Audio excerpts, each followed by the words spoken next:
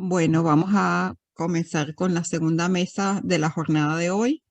Primero que nada, quisiera darles nuevamente la bienvenida a todos los que nos acompañan hoy en estas jornadas de difusión sobre el psicoanálisis en las diferentes regiones de Latinoamérica, sobre todo en aquellas en donde todavía no hay sociedades miembros de IPA. Y agradecemos mucho la participación de todos los que hoy nos acompañan. Me acompaña en la coordinación Beth Coimbra, que ahora le voy a dar la palabra cuando le toque presentar. Y quería introducir la mesa. Esta es la mesa de psicoanálisis de niños y adolescentes, en donde vamos a hablar de la angustia y las actuaciones en los niños y adolescentes. Hablaremos desde una mirada psicoanalítica sobre la angustia en los niños y adolescentes. Hablar del acto o del pasaje al acto en niños y adolescentes puntualiza algo de la angustia. El acto es un fenómeno, es la manifestación de algo que está por fuera de la palabra. Y veremos cómo se presenta y se entiende desde el psicoanálisis. También tenemos una invitada muy especial, que es María Cecilia Rodríguez, que será presentada ahora por Beth, la cual nos hablará de las narrativas literarias, la angustia y la función simbolizante en los niños y adolescentes, donde se presentará la lectura de libros ilustrados o cuentos, donde el texto y la ilustración están articulados, promoviendo la simbolización. Les deseo a todos una mesa muy nutritiva y fructífera. Bienvenidos nuevamente. Los dejo con Beth. Buenas tardes a todos. Les presento María Cecilia Rodríguez da Silveira. Licenciada en Psicología, es psicoanalista de la Asociación Psicoanalista de Uruguay, docente titular, supervisora y coordinadora docente en APO. Magíster en Libros y Literatura Infantil y Juvenil pela Universidad Autónoma de Barcelona. Com muitos anos de trabalho em instituições de primeira infância, coordena grupos de estudo de psicoanálise e literatura infantil. Coordena taller de explorações literárias com niños e niñas, com adolescentes e com jóvenes. Comparte aspectos de suas atividades profissionais em el sítio web lazospalabrasU.ui. Tienes la palabra, María Cecilia. Bueno, muchas gracias por la invitación y por las jornadas. Bueno, yo voy a compartir la presentación a través de diapositivas. Bueno, ustedes me van a ir diciendo si ven bien. ¿Se ve bien? Sí, se ve bien. Bueno, bárbaro. Voy a compartir esta ponencia que se llama Narrativas Literarias, Angustia y Simbolización.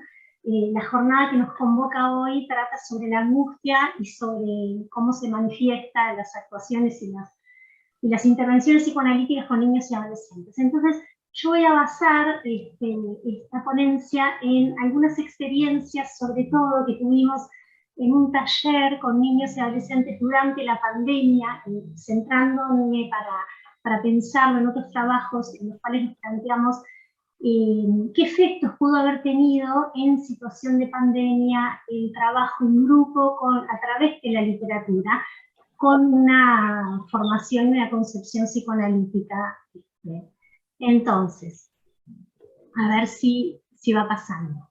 Empiezo con una cita de Marina Colasanti, escritora brasilera, que dice: en última instancia, la literatura no es otra cosa que un largo e interminable discurso sobre la vida, un artificio donde mediante la narrativa los seres humanos elaboran sus pasiones, sus angustias, sus miedos, y se acercan al gran enigma del ser. Entonces, en plena pandemia nos preguntábamos si la literatura aloja y dibuja pantallazos de los enigmas esenciales del ser humano, si entonces podríamos plantearnos que la experiencia artística pueda ser un aporte a la creación de sentidos, al mismo tiempo que se desvanecen las certezas y lo precario cobra relieve, ¿no? Un sentimiento que impregnaba la pandemia y a todos, ¿no? Y al mismo tiempo, cómo algunas experiencias centradas en la lectura podían aportar sentidos simbólicos allí donde la realidad acontecida se desarticulaba y borroneaba y se restringía la comunicación social. Mercedes Calvo: espejo, espejito, yo no quiero saber quién es más bella, solo dime 3 cosas, espejito: quién soy, quién fui, quién seré. Mientras la vida virtual, que incluye el reflejo de la imagen propia en primer plano, se nos tornaba agotadora, cada tanto aparecía especialmente en esta cuestión de lo virtual como modo príncipe de comunicación y como modo de continuar los vínculos, el humor o un video, alguna expresión narrativa que de diversas formas nos arrancara del dolor. Y de algún modo el arte y las producciones artísticas aportaban algo de oxígeno. Entonces nos planteamos reflexionar sobre los efectos de la lectura en un taller que se sostuvo durante la pandemia, un taller que empezó un mes antes y que luego tuvo que tomar durante un tiempo una forma virtual para pasar a ser luego presencial nuevamente con un montón de recaudos, y se volvió un espacio bastante importante en el cual se podían sostener encuentros y vínculos que no en todos los lugares se podían sostener. Las personas que van ingresando, apagar los micrófonos, gracias. Entonces, nos preguntamos por los efectos de la lectura. ¿Ah? Hay más luz cuando alguien habla. Es una cita de Freud. Un adolescente, cuando sus padres le invitan a integrarse al taller, que en ese momento era al aire libre, dice: yo vi esas luces y dije, quiero ir ahí. Las primeras historias de un sujeto se comienzan a construir en el seno de encuentros sincrónicos, de voces y miradas, de caricias de piel. Esto tiene que ver con la envoltura narrativa, con que las primeras narrativas no son a través de libros, sino justamente a través de canciones de cuna, a través del arrullo de la voz en el marco de los cuidados primarios, de las figuras que sostienen, ¿no? Entonces nos preguntamos por las funciones poética y lúdica del lenguaje, por cómo se va construyendo un sujeto psíquico en relación a la envoltura narrativa, cómo se inaugura la peripecia singular de un sujeto en estructuración y qué papel juegan en ella los cuentos, las canciones, las historias, las tramas significantes que acompañan el crecimiento y los tiempos de adquisición de la función simbólica. También, ¿qué lugar cumple la ficción? Mirta Casas dice: los cuentos, las historias que la madre y el padre cuentan a sus hijos son una trama esencial donde habla el deseo de los padres, texto que sostiene y habilita el surgimiento del sujeto psíquico, sujeto del inconsciente. Experiencias de lectura compartida. A partir de que los niños logran la lectura autónoma, suele suceder que se lea menos con ellos. Es como si en los primeros años fuera bastante habitual el cuento en momentos de transición, como por ejemplo a la hora de dormir, y como si en realidad costara pensar que la lectura compartida puede ser una experiencia significativa, aun cuando un niño o una niña ya leen solos, porque además siempre precisamos las voces de los otros y diversas formas del arte para encontrarnos con narrativas, ¿no? Se lee por placer y por dolor y para no estar tan solos. La lectura saca transitoriamente a cada uno de su soledad. Hay una autora colombiana, Yolanda Reyes, que es referente en relación a la lectura en primera infancia, y utiliza la expresión dar de leer para poner en un plano de prioritario la lectura y las narrativas en los inicios de la vida psíquica, ¿no? Así como hay que dar el alimento, ya dice que hay que dar de leer, y que hay un registro sensible que marca la curiosidad, ¿no? En esto Michelle Petit, antropóloga francesa especialista en pensar y conceptualizar cómo es que la literatura puede cumplir funciones importantes para la reconstrucción subjetiva, sobre todo en situaciones vitales de crisis, ella toma un montón de ejemplos y plantea que Gustavo Martín Garzo relata cómo de niño, la experiencia que tuvo de cómo él se sentía atraído por el libro que atraía a la madre. Era como que quería leer ese libro, le robó el libro a la madre para ver qué era lo que la embelesaba, ¿no? Y allí no encontró en ese libro más que el reflejo de del deseo, digamos, de eso que embelesaba a su madre no lo encontró en el libro, sino en la mirada. La transmisión en el espacio de las historias literarias.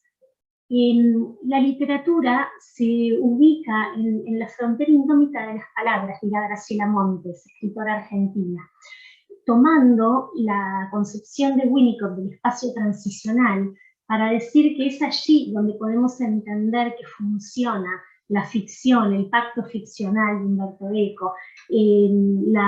La frontera indómita de las palabras es un fenómeno que tiene que ver con qué lugar ocupa la literatura. Habitar un tiempo sin tiempo a través de la ficción, ingresar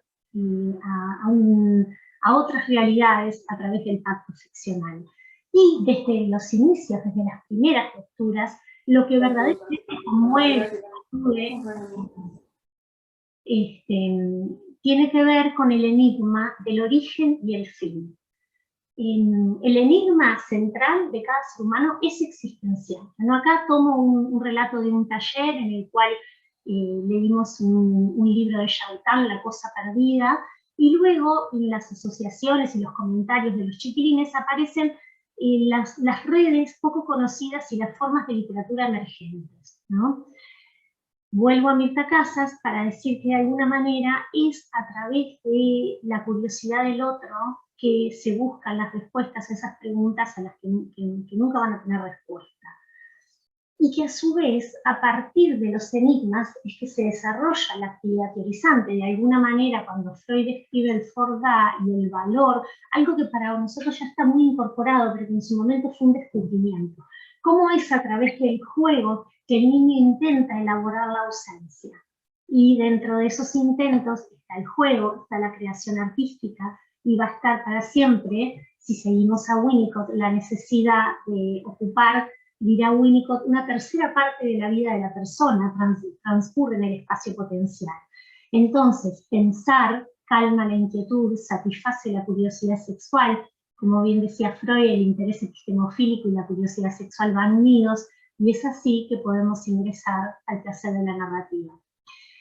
En este taller que les contaba, surgen algunas preguntas, entre ellos como qué es una metáfora y qué pasa con las cosas cuando ya no estamos y con nosotros cuando ya no estamos.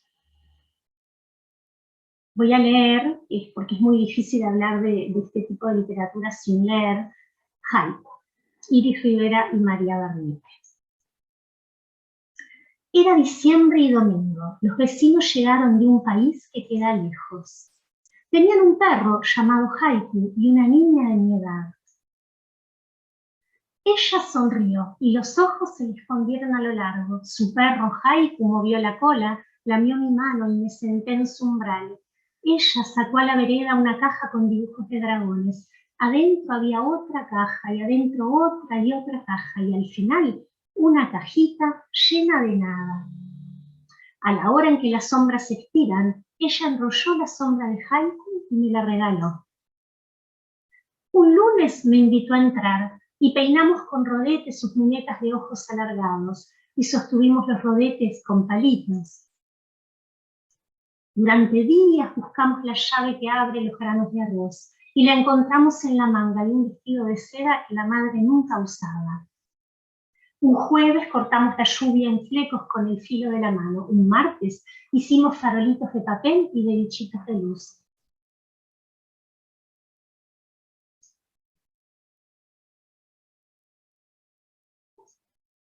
Un sábado ella enhebró un pedazo de canción rara. Después me tocó a mí. Después a ella. Nos hicimos un collar de canciones y ahora lo tenemos las dos.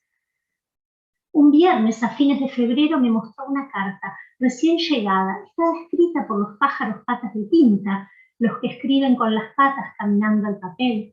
La carta traía un mensaje de lejos, y la familia se tuvo que ir, y ella se tuvo que ir. Y un miércoles se fue del umbral, de la casa y del barrio. Se fue de vuelta al país que queda lejos, y se llevó las cajas con dragones, y se llevó la llave y los palitos de peinar.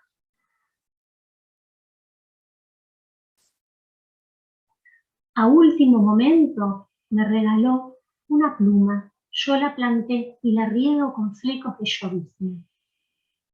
Cuando la pluma brote, me van a hacer un pájaro patas de tinta y le voy a dictar al pájaro una carta.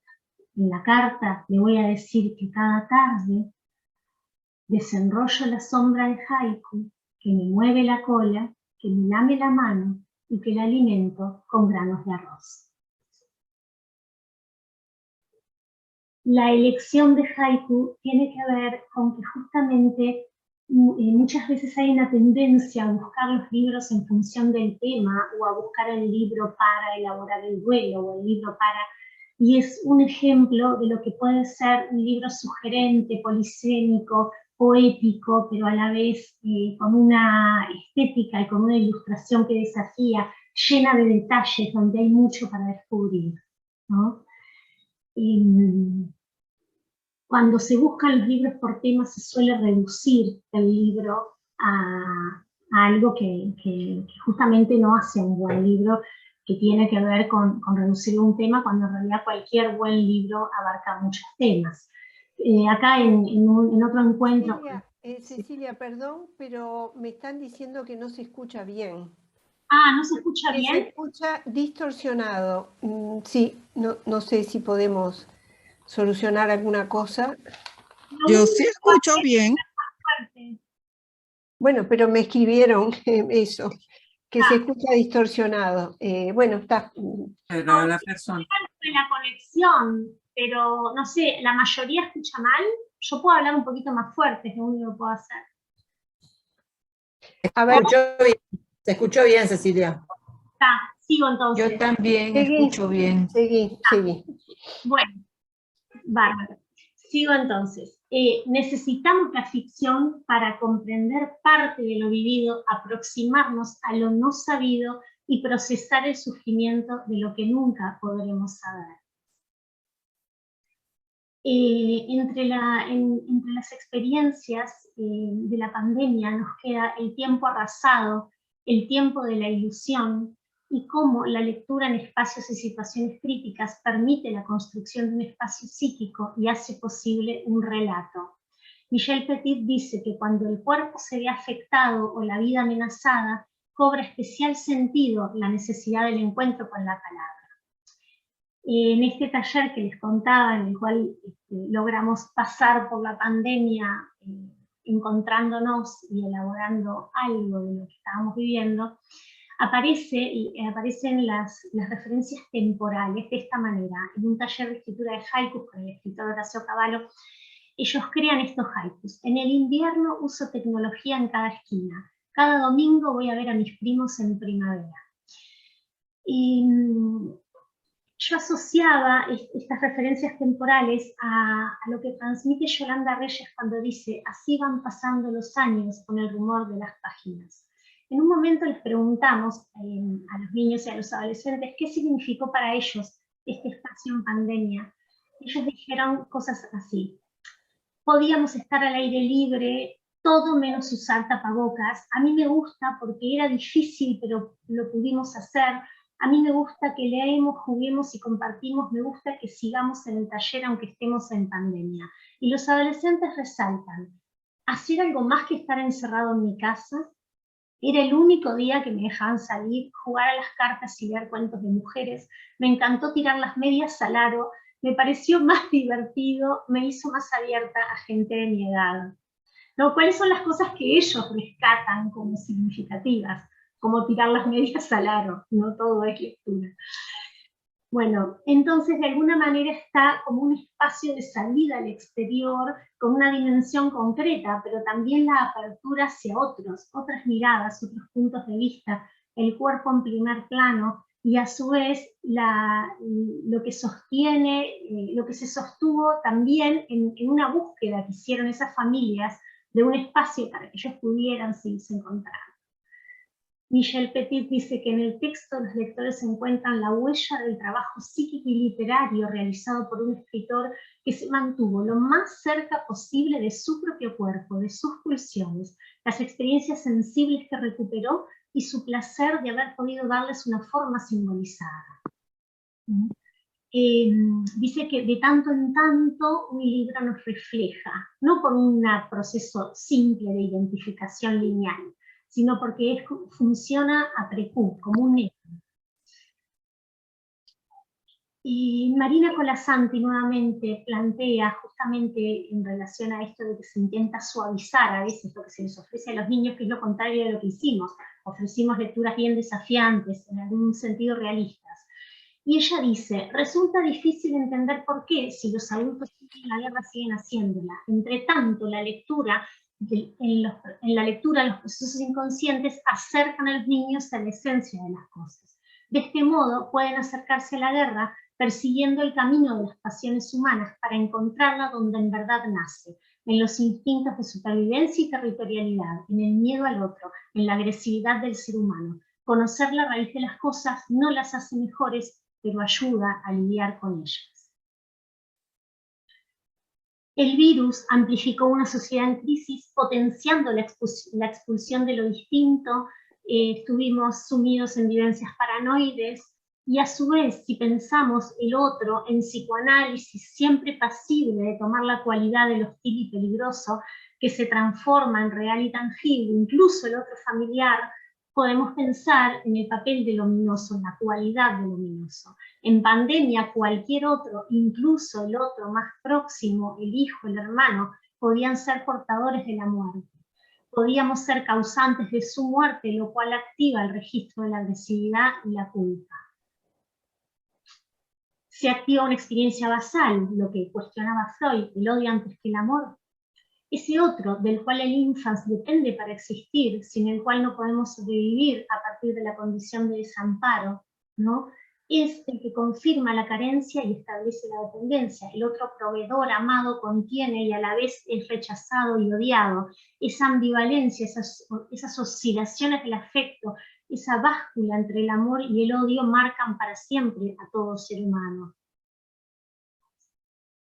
Buscar refugios. Dice Freud en El creador literario y el fantaseo, ¿no deberíamos buscar ya en el niño las primeras huellas del quehacer poético? La ocupación preferida y más intensa del niño es el juego. ¿Acaso tendríamos derecho a decir, todo niño que juega se comporta como un poeta? En ese sentido, Michel Petit habla de la hospitalidad de la literatura. Y refiere a la frecuencia en que aparece la metáfora de la casa, del hogar, procurando dar cuenta de una vivencia de refugio hospitalario que se puede encontrar en la literatura. La infancia, dirá Mirta Casas, es una etapa de la vida en la que se juegan los mismos conflictos que después, los mismos conflictos que dejan huellas, perduran y se resignifican. Por eso los niños no precisan una literatura edulcorada, llena de simplismos, sino que precisan que se presenten los grandes conflictos humanos, igual que los grandes. Marcelo Viñar, en Las infancias que nos habitan, dice, lo infantil se aloja en cada uno a lo largo de la vida. La infancia es un derrotero en el que se alternan pérdidas y adquisiciones.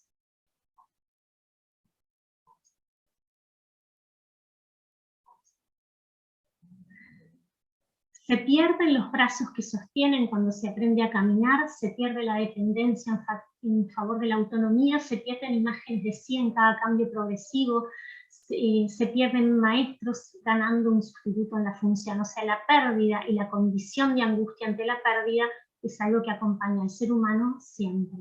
Y ante las pérdidas se vuelve fundamental la ilusión. En ese sentido, Mirta Casas crea la noción de desmentida estructural, ella le da el estatuto de quinto destino pulsional para hablar justamente de la necesidad de generar un espacio de desmentida dentro de la salud, dentro de lo que el niño necesita durante un tiempo para cubrir la pérdida. Como en una etapa de constitución psíquica en la cual todavía no está firme la diferenciación entre lo real y lo fantaseado, para tolerar la angustia. El ámbito del cuento, dirá Mirta Casas, que es la escucha infantil, está poblado de realidad psíquica que necesita desmentir los límites, la ausencia, la muerte y las diferencias.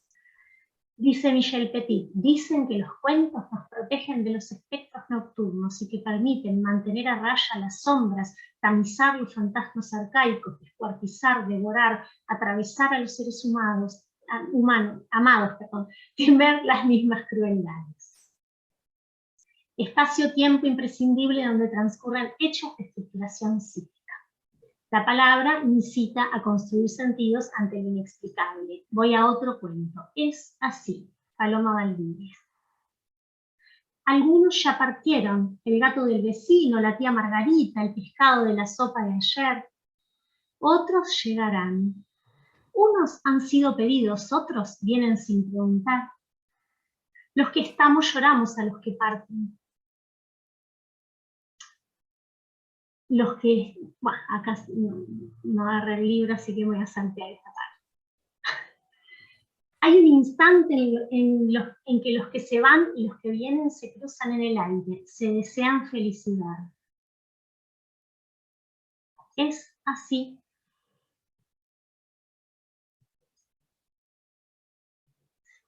Los que parten no saben su destino, no depende del viento ni de la edad. Los que vienen tampoco lo saben, son cosas de la vida, dicen, del azar. Es un misterio. ¿De dónde vienen? ¿A dónde van? No sabemos cuándo, pero los que llegan también algún día partirán. Es así como la primavera sigue al invierno. Unos llegan, otros se van. ¿Me avisan cuando falten 5 minutos? Para Mirta Casas, bueno, esto ya lo dije, perdón. Freud dice que el arte no nace para agradar, sino para conjurar, en el mismo sentido que lo plantea Michel Petit, para conjurar los fantasmas arcaicos y la angustia. Y refiere justamente a la necesidad de encontrarse con el otro a partir de la curiosidad propia. Habla del placer estético y simbólico, y del alivio que produce, porque en él ocupan un lugar las fantasías universales compartidas, entre las cuales se encuentran la culpa, el castigo, la muerte. Permite imaginarizar al mismo tiempo que desmentir durante un tramo la muerte y la diferencia de sexos. La simbolización en la infancia responde a la condición de indefensión. Los cuentos ponen en escena las fantasías desiderativas cobijando los pares presencia-ausencia, espacio-tiempo, ilusión-desilusión, y permiten una anticipación simbólica por contener las grandes preguntas. Hay un universo simbólico común de fantasías estructurales que no implica que haya una única forma de interpretarlas. Al mismo tiempo, especialmente en el niño pequeño, los relatos aportan una apoyatura fáctica para la apropiación de su realidad singular, de su constitución subjetiva.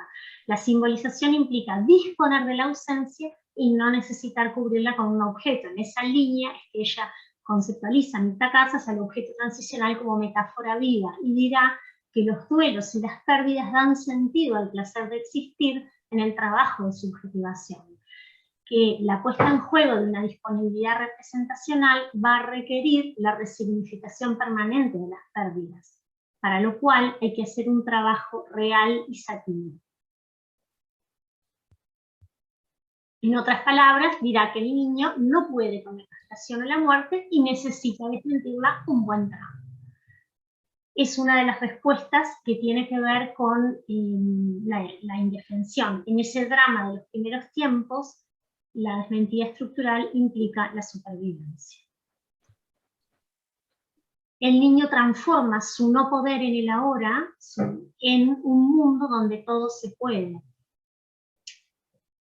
Y acá tomo el aporte de Ilana Luxemburg, que es una compañera de APU, que dice que la magia de la ilusión hace que lo ominoso se transforme en placentero y explicaría la fascinación que los niños tienen por los relatos cruentos. Los cuentos son para Mirta Casas verdaderos entrenamientos de la simbolización. Promueven nuevos encadenados representacionales.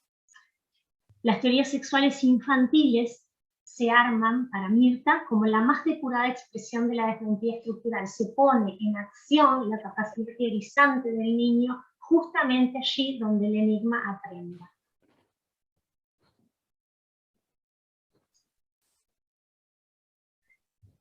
Ella habla de una zona de descanso, que no es una zona de descanso, sino una zona de arduo trabajo, tomando a Winnicott, la zona de lo transicional, ¿no? El objeto transicional implica el acceso a la simbolización. En este universo simbólico, el niño transita entre la fantasía y la realidad, y las realizaciones fantasiadas en el juego, en la ficción, hacen que la ilusión tome cuerpo. Dice Mirta que cuando el niño pide un cuento una y otra vez, que ese pedido de reiteración aceptado placenteramente contiene la reiteración de un don, de una entrega amorosa, en la tolerancia para lo enigmático del niño que lo impulsa a insistir. En relación al juego y a la simbolización, dice que gesto, juego y palabra son las formas que toma el discurso infantil. Así trabajamos los analistas con el gesto, el juego y la palabra, y a su vez requiere la presencia de otro. Juego y jugar son modos de estar en el mundo desde el inicio de la vida. El placer de la representación es lo opuesto a la angustia que genera la ausencia de disponibilidad representacional. Acá radica el potencial del trabajo a través del juego y a través de la literatura. Justamente no se trata de eludir los temas angustiantes ni de dar soluciones y finales felices, sino de apostar a que lo que alivia es la posibilidad de dar representación a lo que angustia. Proponer el juego como discurso con los mismos derechos que el lenguaje verbal, iguales derechos pero diferentes cualidades. Y en tanto acontecimiento, discurso implica la simbolización, el trabajo sobre el signo, la constitución del símbolo consustanciales a la organización de lo psíquico. Podemos pensar en una literatura que no es infantil, sino que es llevada al encuentro de las infancias. Es una expresión que usó Margarita Muniz, otra compañera de APU. Me gustó y le pedí prestada esa expresión. Una literatura llevada al encuentro de las infancias, ¿no? Porque no es necesariamente infantil, no podemos restringir a edades, ¿no? Te quedan 5 minutos, Cecilia. Bien, bueno, voy redondeando. Esto es un poco largo, lo voy a saltear, tiene que ver con la noción de infancia que subyace a determinadas propuestas en la literatura, lo voy a saltear porque no importa, pero básicamente voy a ir, por ejemplo, al final de Caperucita en la versión original. En la versión de Bettelheim de los cuentos de terror, lejos de ser un final feliz, miren cómo termina Caperucita. Soy tu nieta, Caperucita Roja, dijo el lobo fingiendo la voz, que vengo a traerte una torta y una bolsa de manteca de parte de mi madre. La pobre abuela, que estaba en la cama, no se encontraba bien y gritó, descorre el cerrojo. El lobo descorrió el cerrojo, la puerta se abrió, se abalanzó sobre la desventurada mujer y la devoró en un abrir y cerrar de ojos, porque hacía 3 días que no comía nada. Luego cerró la puerta y fue a acostarse en la cama de la abuela, a esperar que llegara Caperucita. Poco después llegó y tocó a la puerta. ¿Quién es? Caperucita dijo, soy tu nieta, Caperucita Roja, que vengo a traerte una torta y una bolsa de manteca de parte de mi madre. Caperucita descorrió el cerrojo. El lobo, al verla entrar, le dijo, pon la torta y la bolsa de manteca encima de la artesa y ven aquí a acostarte conmigo. Caperucita se desnudó y se metió en la cama. Una vez dentro, al darse cuenta de las hechuras tan raras que tenía su abuela, se quedó bastante sorprendida. Y ahí empieza el conocido. qué brazos tan grandes tienes, son para abrazarte mejor, qué dientes tan grandes tienes, para comerte mejor. Y diciendo estas palabras, el lobo la devoró.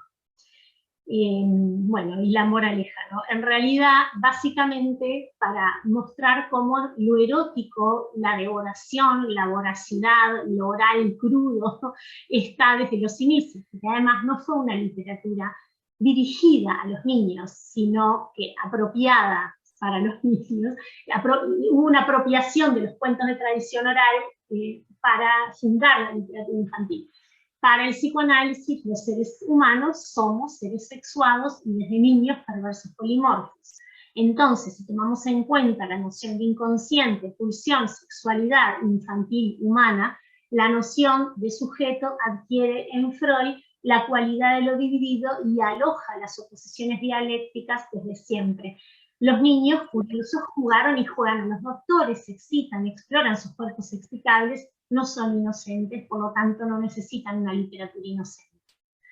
Acá, sobre las teorías sexuales infantiles, Freud dirá que justamente de esos enigmas es que parten las teorías sexuales infantiles.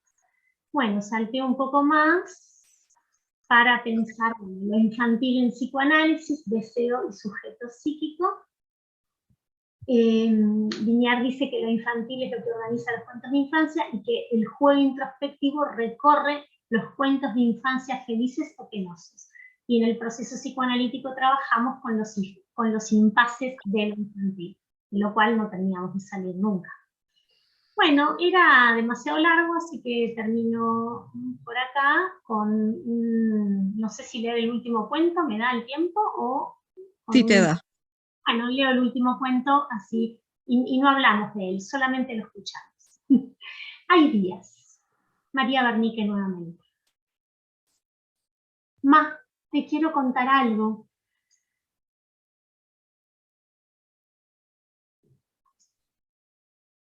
En nuestro jardín hay un pasadizo. No es un pozo ni un hueco en un árbol, tampoco tiene puerta.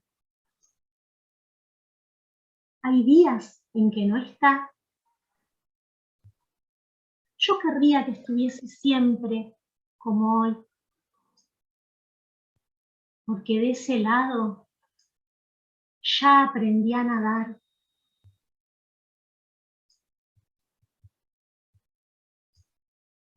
Y no hace frío, ni hay peligro. Nada, nada te puede pasar.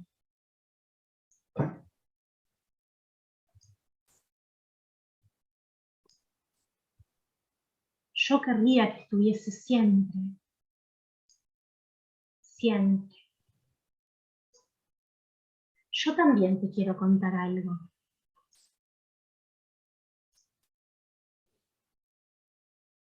Aunque no lo veamos, siempre, siempre podemos buscar.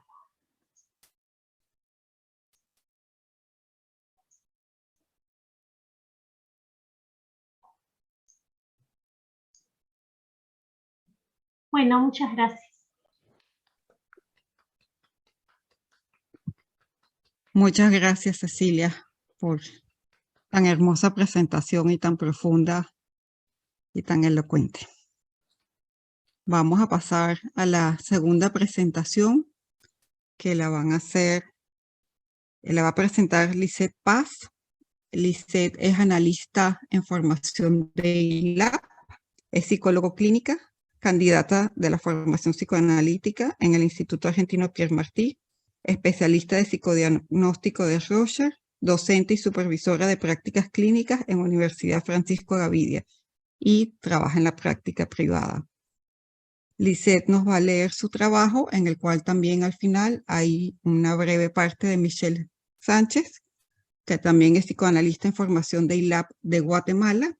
Lisette es de El Salvador. Este es un trabajo que ellas hicieron en equipo, lo cual es muy importante resaltar. Michelle lamentablemente no nos puede acompañar, pero Lisette lo va a leer también por ella. Está graduada en psicología, Michelle, clínica cum laude de la Universidad Francisco Marroquín, Investigación publicada en la revista Jornada de Investigación de Humanidades de la misma universidad. Es auxiliar de cátedra del curso de Técnicas Proyectivas 1 y 2. Certificada como terapeuta de pareja por el Instituto Gottman y cofundadora de Screenshot al Inconsciente, plataforma de difusión del psicoanálisis en Guatemala. Los dejo con Lisette. Muchas gracias, Margareta. Bueno, tengan todos buenas tardes. Como ya bien lo mencionaba Margareta, voy a leerles un trabajo que escribí y al final voy a también a leer la parte de Michelle Sánchez. Este trabajo lo titulé Escenificar o actuar, la angustia ante la mirada del otro en la adolescencia. El pasaje al acto y el acting out son formas que aparecen en la clínica, desde mi experiencia cada vez más frecuente en los pacientes adolescentes. Acciones que se van tornando más autodestructivas y que pueden resultar incomprensibles y angustiantes para su entorno. Como Freud lo describe, podríamos pensarlo como una contraposición de recordar, similar al trabajo de los sueños. Estos actos nos permiten conocer algo de lo inconsciente o del mundo interno de cada paciente que resulta difícil de representar con la palabra. He escuchado adolescentes decir que han llegado a autolesionarse o a estallar en crisis de llanto o gritos y que esa ha sido la única manera para que ante la mirada de sus padres se active la alerta y atiendan sus súplicas de ayuda. Podemos pensar esto como un acting out, algo que quiere transmitir un mensaje para el otro. Como Lacan lo pensaba, el acting out muestra algo para alguien, es una escena dirigida hacia otro, una demanda de simbolización que se dirige a otro, otro que se ha vuelto ciego, sordo y mudo. Es decir, un mensaje cifrado, similar al juego de mímicas en donde no se puede decir solo actuar, no porque no se quiere en este caso, sino porque hay mucha dificultad para describir qué se siente por un lado y pedir ayuda sin ser invisibilizado. ¿Y quién es el otro del que hablamos?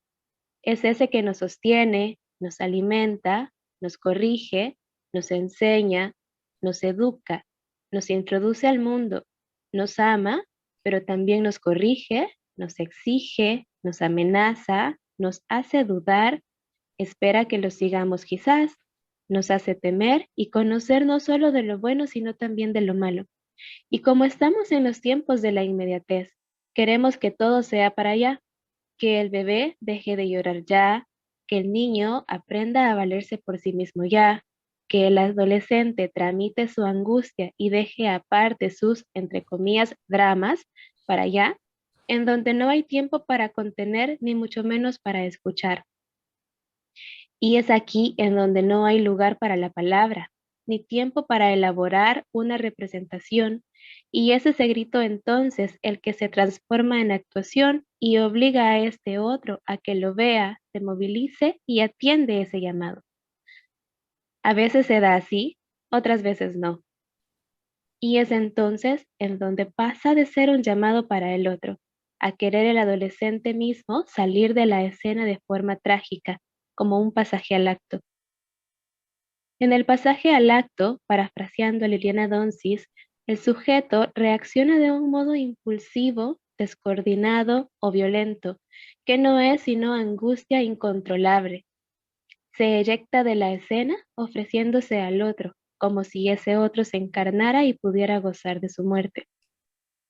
El pasaje al acto es entonces el querer salir de la escena, a diferencia del acting out. Aquí el paciente no tiene o no quiere hacerle llegar un mensaje cifrado al otro. Probablemente lo ha hecho antes. Más bien es querer ser no visto, es querer desaparecer en respuesta desesperada ante una situación muy angustiante, en donde no hay capacidad de simbolización. Pienso ahora mismo en las olas del mar Pacífico,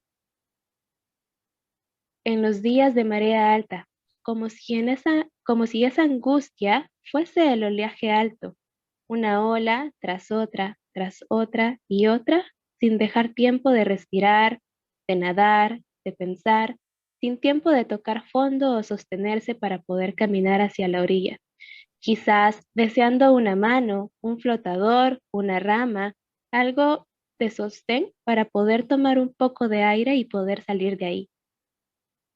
El pasaje al acto es demanda de amor, de reconocimiento simbólico sobre un fondo de desesperación, demanda hecha por un sujeto que solo puede vivirse como un desecho a evacuar y que desde esa posición salta al vacío. De una escena en lo real se pasa a un real sin escena. Salto inmundo que lo ubica dentro del mundo pero fuera del ser en la escena. Lo podemos pensar como en Romeo y Julieta.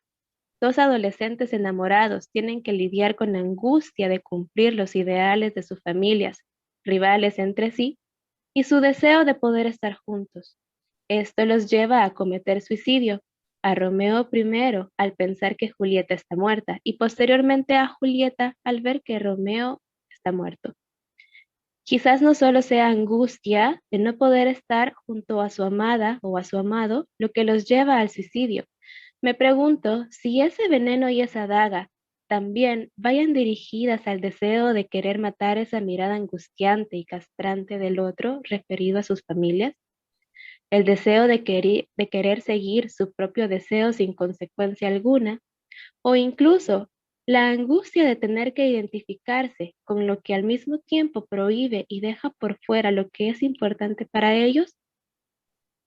Puede ser que la falta de contención del medio no sea la más adecuada para el adolescente, que se identifique pero que a la vez rechace a sus figuras principales. Y añadiendo esto a las dificultades esperadas en esta etapa, puede vivirse como algo muy mortífero, algo de lo que el adolescente mismo quiere escapar. La función del analista ante esto es invitar al paciente a que pueda hablar, que sea escuchado, que vaya poniéndole palabras a todo eso que siente, que asocie libremente, que haga cadenas de significantes y que pueda tramitar la angustia de una manera diferente.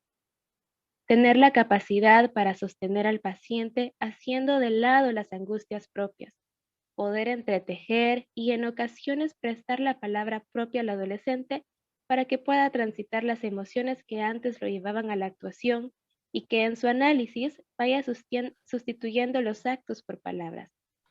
Palabras que no siempre inician con palabras. Me refiero a que muchas veces dependerá de la creatividad del analista el poder guiar al adolescente a la construcción misma. Hay pacientes que se presentan con familia poco contenedoras, que son llevadas por algún familiar al descubrir autolesiones o notar al adolescente más callado, solitario, sin deseos de socializar o compartir con sus iguales. Otros que son llevados por uno de los padres porque al adolescente lo ha pedido insistentemente. Sin embargo, lo llevan al mismo tiempo desvalidando cualquier tipo de trabajo terapéutico que podríamos llevar a cabo o con comentarios de tipo, no sé qué le pasa, en mis tiempos todo se quitaba con castigo físico. Yo creo que llamar la atención quiere, o yo lo traigo o la traigo. En estos casos, me lleva a plantearme varias preguntas, y algunas de ellas son, si esa ira y angustia suscitadas por el entorno deben dirigirse hacia algún fin, y al tener una identificación con sus figuras principales, ¿será que mediante dichos actos se busque el aniquilamiento de la misma? ¿Significará también una venganza? ¿Se tendría la fantasía de un alivio llegado al fin? Y si al ser ese pasaje al acto, algo que no termina como el actuante esperaba, quería o pensaba, ¿qué pasará entonces? ¿Cómo lo vivirá? ¿Y cuánto más debe pasar para que su entorno reaccione? Seguido, voy a leer ahora el comentario de Michelle. El texto es la representación justa de cómo en la adolescencia hay comunicación a través de acciones. En dicho caso, por ser una acción que genera angustia como respuesta en el otro, sería un acting out. En caso que haya un paciente con este tipo de falta de expresión, sería de esperar que comience una serie de acciones comunicativas que en análisis se verían como faltar a citas o llegar con sus atrasos. Sus emociones lo acaparan al punto en que no puede elaborar para expresar en palabras. Ahora bien, en estos casos, se debe prestar aún más atención a la expresión propia a través de acciones.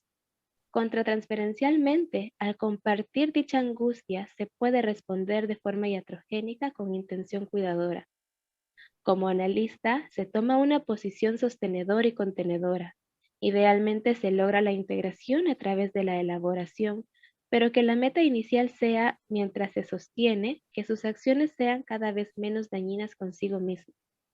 Esto cambiando las faltas y llegadas atrasadas por la expresión de enojo en la sesión, por una intervención que le disgustó, el cambio de lágrimas de sangre con autolesiones por lágrimas reales. Muchas gracias.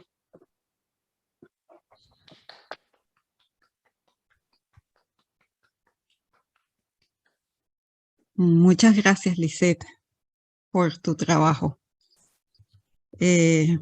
Bueno, queda abierto el espacio de preguntas. Lourdes, creo que ya se anotó, le voy a dar la palabra. Voy a empezar con Lourdes.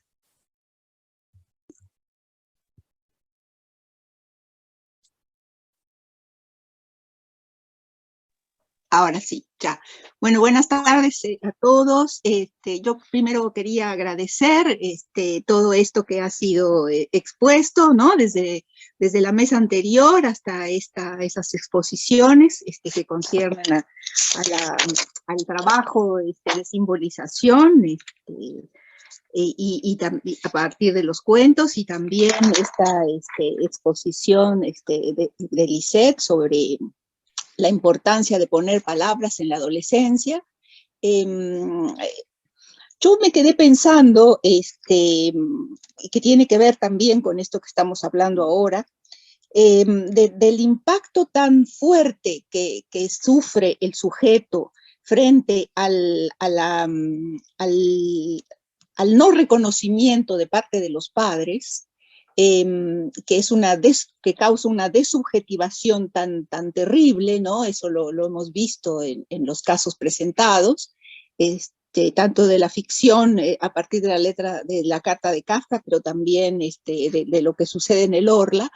Y lo que a mí me vino a la cabeza es la importancia de lo activo en el sujeto. Es decir, frente a ese desamparo tan grande, que también se ve en la forma de pasar al acto y de ponerse en riesgo, me parece que frente a esa desubjetivación es muy importante mostrarle al sujeto lo que también hay de activo en él, es decir, lo que él hace para contrarrestar esa terrible sensación de no existir a partir de la negativa del otro de reconocerlo. Y ahí me parece que Freud nos da muchos elementos sobre esa capacidad de livinización que tiene la psiquis. Pero también lo duro que puede ser y lo complejo que puede ser livinizar el odio del otro. Y ahí es donde yo pienso que nos vemos en estas situaciones complejas en donde a veces las tentativas esas tentativas de libidinizar algo que es imposible, ¿no? Los sentimientos que también Winnicott habla, ¿no? De total caída, de total derrumbe, se convierten en una relación de sadomasoquista, de alguna manera, ¿no? Es decir, esta dialéctica, ¿no? Del amo y el esclavo, pueden ser también intentos de sobrevivencia. Entonces, ¿cómo nosotros podemos intervenir mostrándole al joven o al joven paciente qué hay de activo en él? Es decir, cómo ellos mismos le dan esa importancia tan grande a ese otro que lo desconoce. Entonces, y eso a mí me hizo pensar en otros horizontes, ¿no? Como las tesis sobre Feuerbach, en donde se habla de la alienación, es decir, el ser humano. Feuerbach habla de la religión, de cómo el ser humano crea la religión y en un momento dado lo crea de tal forma que lo aplasta.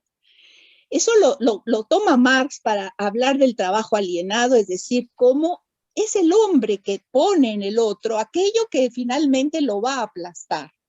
Entonces, digamos, tomando ya del psicoanálisis esta cuestión de la desubjetivación por la mirada del otro, me parece que es muy importante volver, mostrarle al sujeto todo lo que él pone, todo, digamos, la importancia que le da a ese otro es una importancia que viene de sí mismo.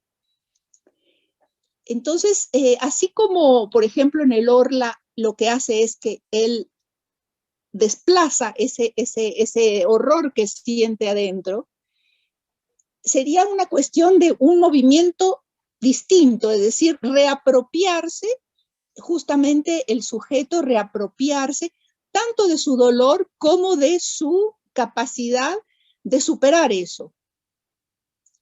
Es decir, mostrar que el dolor lo está aumentando él, por no aceptar, justamente no aceptar el que ese otro tiene también una historia y mostrar también desde dónde es el otro que lo desubjetiva, ¿no? Es ahí donde, bueno, está todo el trabajo de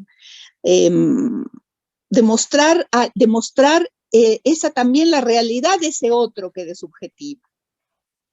Es decir, cómo en una palabra, a permitir al invitar a ese otro, al paciente, a interesarse en lo que sucede en su psiquis y en sus mecanismos, poder restituirle su capacidad de actuar. Gracias, Lourdes. Muchas gracias. Voy a leer algunos comentarios de Gabriela Salazar. Qué hermoso trabajo, tan sensible. Un privilegio escucharlo y con los pensamientos de María Casas. Las palabras nos salvan la vida, muchas veces en libros, otras veces en las letras de la música, otras escribiendo nuestras propias palabras. El arte en sí mismo permite un espacio privilegiado para la subjetivación. Felicitaciones a Lisette, de Perla, de Mauricio, también felicitaciones a Lisette. Y aquí hay una pregunta de Perla. Pregunto, María Cecilia, ¿qué pasa con la fascinación por la imagen que priva a los niños de la lectura? Si la quieres contestar, María Cecilia. Quiero continuarla un poquito la pregunta, si puedo, Okay. Porque se ha convertido, por lo menos acá se ve mucho, que el estímulo que se da a los niños, en vez de ser el encuentro con el otro para lectura, es ponerle la pantallita.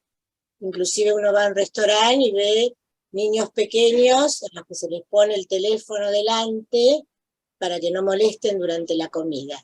Esto luego aparece toda una fascinación por la imagen, entonces el chiquito llega del jardín o de la casa y en vez de ir al librito va a las imágenes.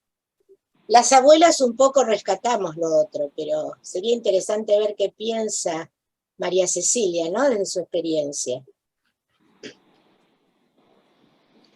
Bueno, a mí me parece que es un tema complejo, o sea, cuando leí la pregunta pensé, bueno, no estoy de acuerdo, vamos a debatir, pero a ver, por un lado, creo que son como dos temas bien distintos. Una cosa es qué lugar ocupa la tecnología en la vida de los niños pequeños y desde qué lugar es ofrecida o sostenida por las familias.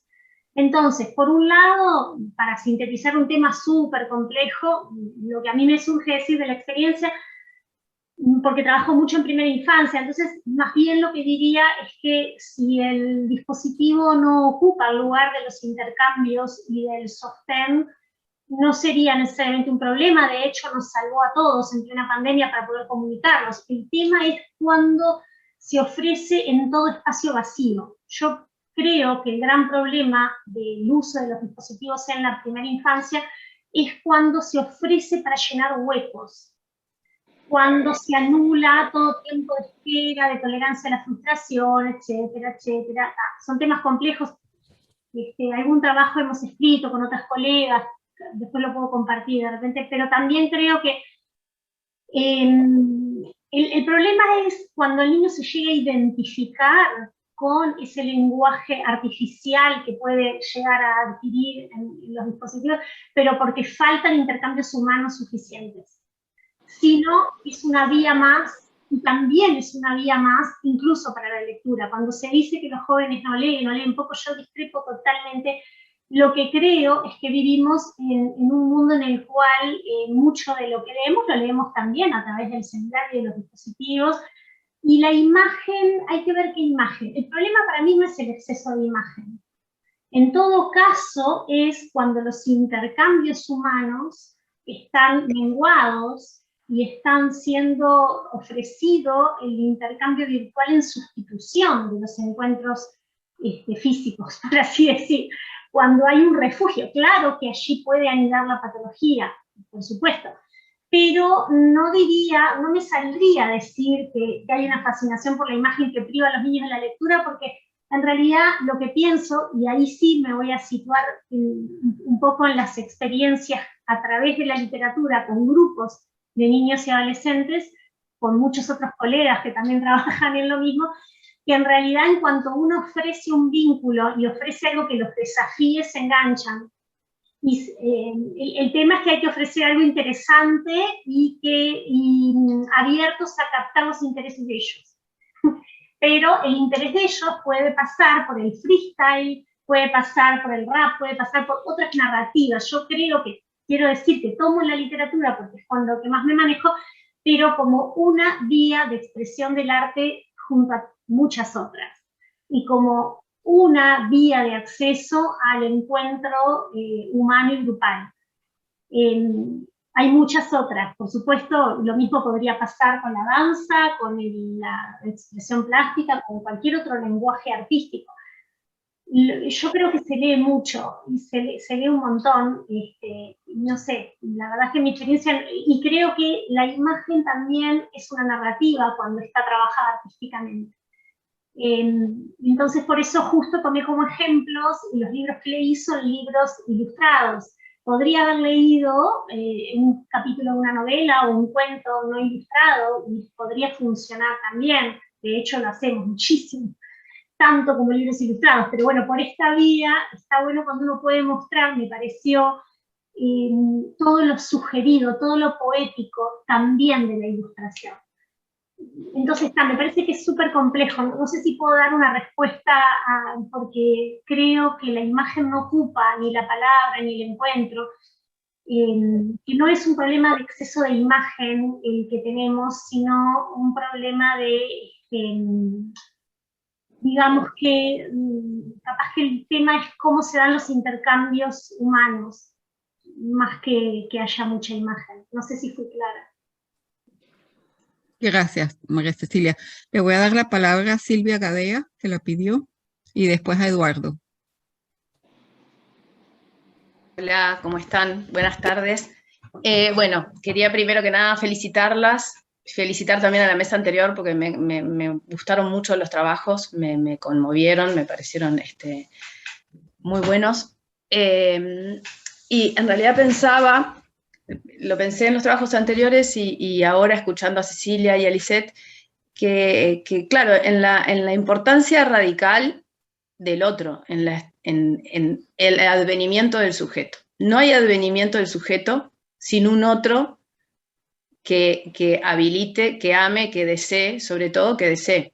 Por supuesto, como el deseo es inconsciente, bueno, nunca, es un enigma ese deseo. Pero sí, en todo lo que se ve es algo de esto, ¿no? Es decir, en los primeros trabajos, ese otro que en realidad no habilita, no dona algo que el sujeto, que pueda ser propio del sujeto, ¿no? No habilita ese espacio para que surja el sujeto. Y ahí aparece, iba a decir una cosa que no pude en la anterior porque se me fue el tiempo. En las dos ponencias aparece el ahorcamiento, ¿no? Que es una cosa que me hizo pensar en el suicidio y en la cantidad de suicidios por ahorcamiento que hay, ¿no? Y ese otro que ahorca, ese otro que no, que no permite que... Porque es un lío, porque hay respuesta del sujeto, pero también hay, para que haya respuesta del sujeto, el otro tiene que dar esa posibilidad. Ahí entramos en algo que tal vez es complejo.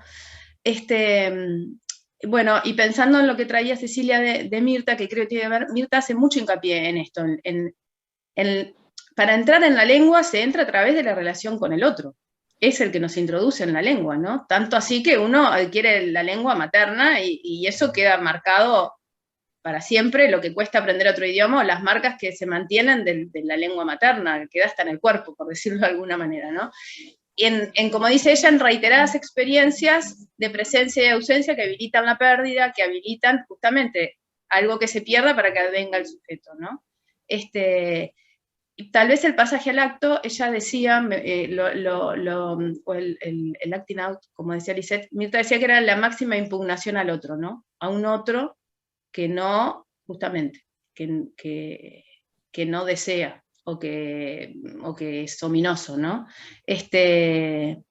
Y tal vez en el suicidio haya una liberación, entre comillas, de ese otro, esto es una pregunta, es algo que no lo tengo muy claro, también sería el máximo sometimiento al otro, ¿no? Al deseo del otro, tal vez, ¿no? El no poder salirse de ese campo del otro para tener salir del significado del campo del otro para tener el propio significado, digamos, ¿no? Y creo que el análisis justamente creo que apunta a que el sujeto pueda salir de ese lugar de objeto del otro para poder hacerse sujeto, ¿no? De su propio deseo y no solamente en respuesta al otro, sino, bueno, su propio deseo.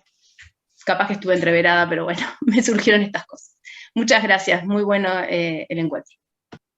Gracias, Silvia. Le damos la palabra a Eduardo y después a Susana.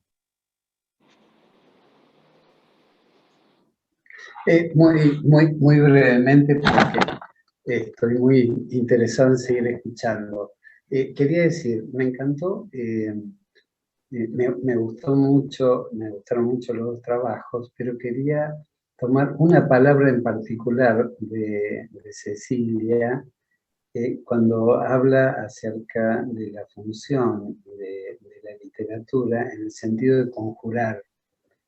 De conjurar los fantasmas, porque conjurar es una palabra que tiene una doble significación. Por un lado, conjurar es evitar un peligro, ¿sí? Conjurar el peligro, pero la misma palabra conjurar refiere a convocar sobre todo a los fantasmas, a lo extraterrestre, a lo extraño, ¿sí?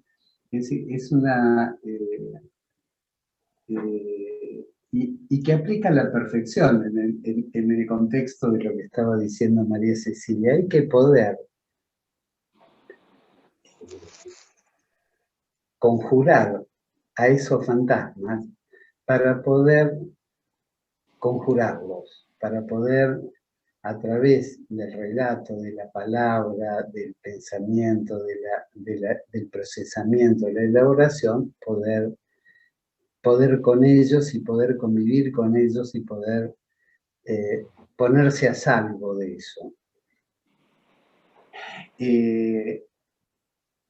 Y me parece que esto tiene mucho que ver con el tema de la angustia que nos está convocando, que nos está conjurando a nosotros. Lo otro, con respecto a la imagen, muy brevemente también quiero decir, a mí me parece que no me alcanza, al menos con mis lecturas psicoanalíticas, para dar cuenta de lo que está pasando con esta cuestión de la imagen, y que esto me acerca mucho al trabajo de Lisette, porque tiene mucho que ver con la construcción subjetiva de los adolescentes. Porque voy a volver a citar a Barico, que en un libro que se llama The Game habla de que una de las mutaciones de estas generaciones está relacionada con la pérdida del valor que nosotros, en general, nosotros digo los mayores, la valoración que nosotros los mayores hacemos de la profundidad, de lo que está más allá, de aquello que evoca el inconsciente, Barico dice en alguna parte, parecería que para nuevas generaciones el corazón de la experiencia no está en la profundidad, sino en la superficie. Cito esto para ver si esto me ayuda a mí a pensar en la cuestión de la imagen, en la cuestión de la lectura. Yo recuerdo un niño hace muchos años, en análisis de 8 años, que me decía que a él le gustaba leer. No porque viera las cosas en su cabeza y hacía con el dedito así, sino porque es como que me las imagino. Es decir, había un trabajo de representación, había un trabajo mental que iba más allá, ¿sí?, de lo que leía. Esas palabras a él le evocaban otras cosas. Bueno, no quiero seguir con eso, pero quería compartir. Gracias. Susana. Gracias, Margareta. No, que me da mucho placer ver cómo se van enlazando las mesas, ¿no? Cómo estos trabajos evocan los de la mesa anterior, y esto va a pasar con la próxima mesa, y se van enlazando los temas y se van enriqueciendo, y esto, bueno, me parece que da cuenta de una jornada que viene siendo productiva, ¿no? Un primer comentario a Lisette, que bueno, me gustó mucho el trabajo, porque, bueno, me siento muy en consonancia, ¿no? Este asunto de los actos, cuando uno espera palabras, espera sueños, espera lapsus, espera algo que venga en el orden del lenguaje, y aparecen estas otras formaciones psíquicas, ¿no? Que son los actos impulsivos, son los actos autodestructivos, o los pasajes al acto, las eclosiones somáticas, que pueden ocurrir en transferencia, ¿no? Y que es bastante terrible, ¿no?, si suceden, a veces no tanto. Pero lo que dice un autor, que era lo que quería rescatar, que es Nacio, que es un autor oriundo de Argentina, pero que vive en Francia, que dice, estas formas también hacen lazo, o sea, lazo también hacen transferencia, ¿no?, aunque de una forma más extraña, porque se presentan como un hacer, ¿no?, el famoso agieren, digamos, y son formas muy distintas de lo que es el relato del analizado, ¿no? Lo podemos distinguir perfectamente, pero bueno, eso era algo que quería decirte.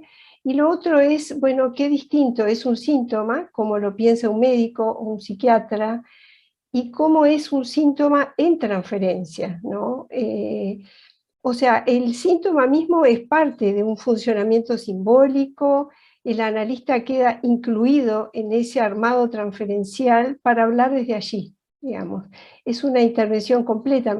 Esto me evocó esto que tú decís, que a veces lo traen para quitar o para suprimir. Bueno, la respuesta del análisis es otra, digamos. El analista se incluye, el síntoma se incluye, y se habla desde allí, se construye desde allí.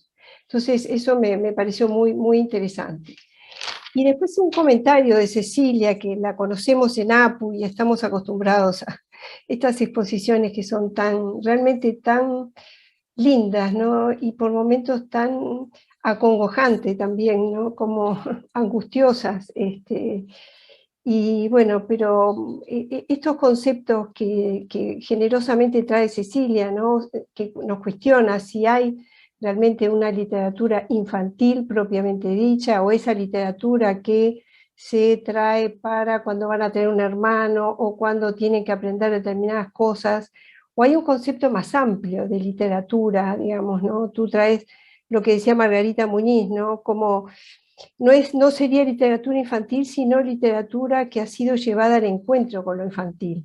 Que acá pensaba en la intervención de Perla también, ¿no?, cómo hay que poder hacer ese camino de encuentro, ¿no?, con los intereses de un niño, que no necesariamente pasan por esas imágenes de niños perfectos, digamos, que no es para nada la imagen que están en los cuentos que tú traes, ¿no? Entonces, bueno, Cecilia también nos pone sobre la mesa el encuentro de dos disciplinas, la literatura de psicoanálisis, pero esto ya venía de la mesa anterior, ¿no? La mesa anterior, ¿no?, que bueno, ambas, todas estas Y yo diría, bueno, ¿qué haríamos sin la literatura o sin el arte? Digamos, que de alguna manera ¿no?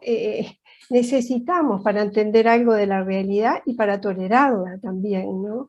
Entonces, bueno, es un recurso que utilizó Freud para el entendimiento del inconsciente, pero que lo necesitamos los seres humanos para entender el contexto, la vida, lo que nos pasa. Entonces, bueno, realmente, no sé, también nos acercás a Michelle Petit, yo la conocí a través de ti, esta antropóloga, ¿no? Tan interesante, francesa, ¿no?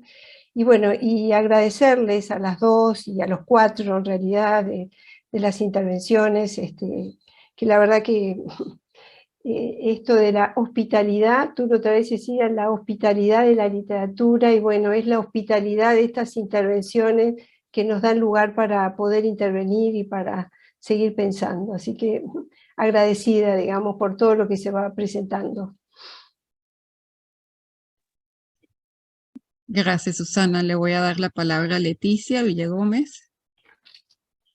Muchas gracias. Bueno, es el trabajo que nos trae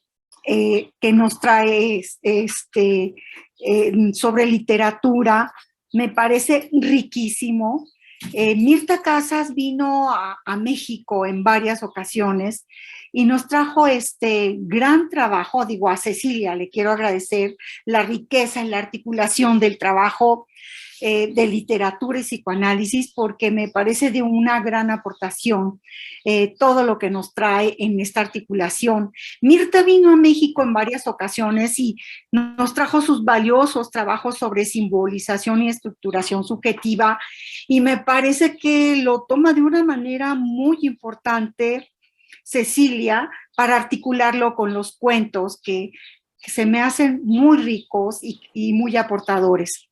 Sin embargo, me quiero acercar un poco más al trabajo de Lisette, donde nos trae las actuaciones adolescentes, que me parece que se acerca de una manera central a la patología, a las patologías actuales. Hablamos de cutting, hablamos de llevar el tatuaje al extremo, de donde ya hay peligro, a las adicciones, a los trastornos de la alimentación. O sea, estamos viendo una variedad inmensa de pasajes al acto con este abanico de sintomatología que nos abre.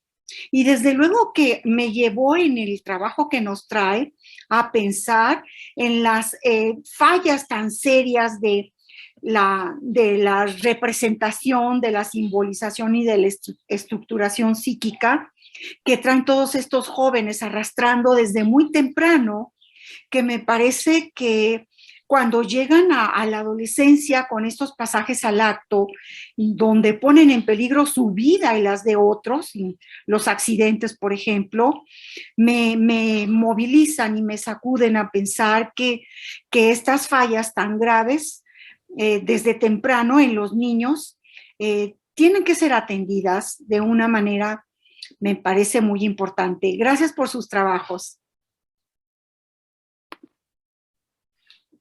Gracias, Leticia. Lisette, si quisieras comentar algo, o María Cecilia.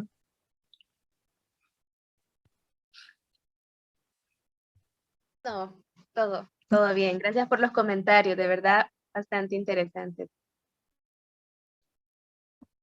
Bueno, yo a Lisette ya le había hecho algunos comentarios antes, pero básicamente me parece que otra de las cosas súper interesantes que trae el trabajo de ella es que, bueno, que sabemos que las mejores condiciones para el trabajo son la alta frecuencia y un montón de cosas que no siempre son posibles. Y vuelvo a pensar en Winnicott, y vuelvo a pensar en que Winnicott trabajaba como se pudiera y cuando se pudiera, y si tenía que hacer una intervención familiar cada 6 meses o lo hacía, y que ella de alguna manera gestó un vínculo transferencial que permitió que cuando la paciente recrudece con sus síntomas vuelva. Entonces hay algo de la transferencia y del trabajo con el inconsciente que queda en ella y que hace que retorne, ¿no?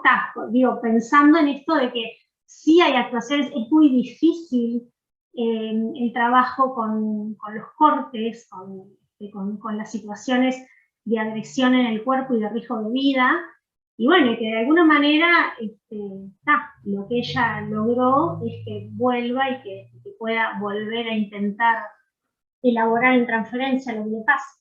Y con respecto al trabajo que yo presenté, por un tema de tiempo no pude armar algo más nuevo, pero tengo como un montón de elementos más del trabajo en situaciones muy críticas, y porque bueno, en realidad el taller lo desarrollamos en dos ámbitos muy diferentes, un ámbito que es clase media y media alta, y un ámbito que es una institución pública en la cual hay muchos chicos que están en situación de hogares, de amparo por el Estado, o sea, muy críticas, donde aparecen estas actuaciones y además muy alejados de los libros en principio. Y en realidad, bueno, no tengo tan armada una articulación teórica para pensar esas situaciones, pero lo que sí les puedo decir es que creo realmente en el vínculo, porque empezamos el taller y no querían venir, y ahora vienen un montón, y no solo vienen, sino que de alguna manera nosotros tenemos que acomodarnos a leer muchas leyendas urbanas y cuentos de terror, y a veces hacer cortos, y yo qué sé, y hacer pop y mirar los cortos de terror y alternar otras formas, pero de alguna manera también están escribiendo, están leyendo, se están llevando libros a la casa, y bueno, es como un acto de fe, pensar que eso les va a aportar algo singular, porque es un trabajo colectivo y en grupo. No es individual, donde uno pueda entrar a la historia personal de cada uno con sus terribles dramas y traumas. Pero hay algo del vínculo que se va creando, y de alguna manera ofrecer representaciones simbólicas tercerizadas.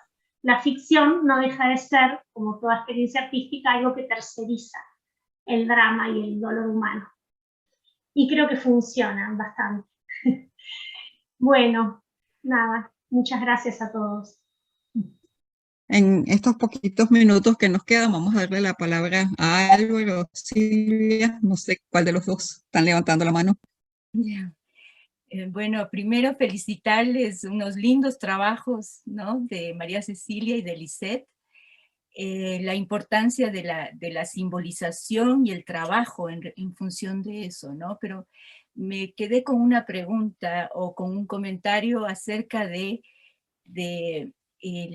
lo que ofrece el medio, sobre todo en este tiempo en donde aparece la guerra, apareció la pandemia, ¿no? ¿Qué importancia como de ofrecer la esperanza o un futuro, ¿no? Un futuro para, si la falta de ese futuro o de esa esperanza promueve situaciones de actuaciones o de falta de visión, ¿no?, de una proyección hacia un futuro, ¿no?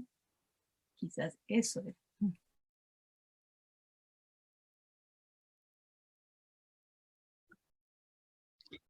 Bueno, muchas gracias a todos. Creo que estamos en tiempo. Vamos a terminar esta mesa en tiempo. Felicitaciones a Lisette.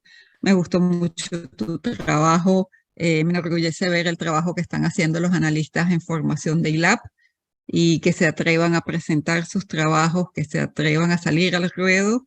Y bueno, muchas gracias María Cecilia por acompañarnos. Realmente la mesa se nutrió muchísimo de tu participación y de ese trabajo tan hermoso que haces en Uruguay. Yo en lo personal aprendí muchas cosas nuevas, y bueno, felicitaciones a las dos y muchas gracias a todos los que nos acompañan.